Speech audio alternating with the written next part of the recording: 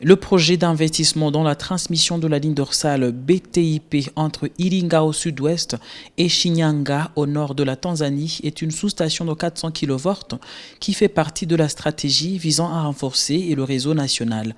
Il s'agit de l'un des projets prioritaires du plan directeur du système électrique de 2009 et de sa mise à jour de 2020. Avant qu'on ne commence ce projet en 2013, la demande en électricité dans la région était autour de 10 MW. Mais après la capitale de notre pays qui avait été changée de Dar es Salaam à Dodoma a commencé à migrer et cela a augmenté le nombre de clients et la demande en électricité. Heureusement que la Banque africaine de développement avait commencé le financement de ce projet dans la construction, nous a vraiment aidés.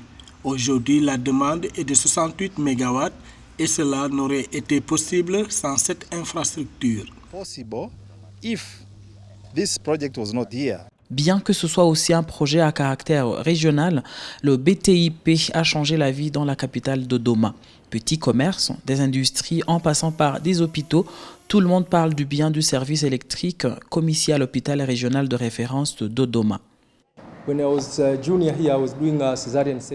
Quand j'étais médecin débutant dans cet hôpital, je me souviens de plusieurs cas de coupure d'électricité et c'est très frustrant et gênant quand ça arrive lorsqu'un médecin est en train d'opérer par exemple.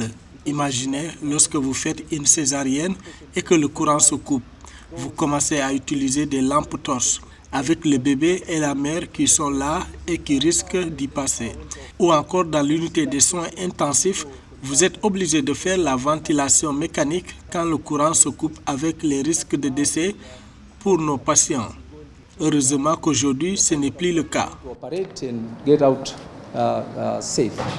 Le projet d'investissement dans la transmission de la ligne dorsale BTIP entre Iringa et Shinyanga a été financé à hauteur de plus de 470 millions de dollars américains par plusieurs institutions partenaires de développement, comme la Banque africaine de développement à hauteur de 68,5 millions de dollars, la Banque mondiale qui a injecté 150 millions de dollars, tandis que la contribution du gouvernement tanzanien dans ce projet a été de 18,8 millions de dollars américains.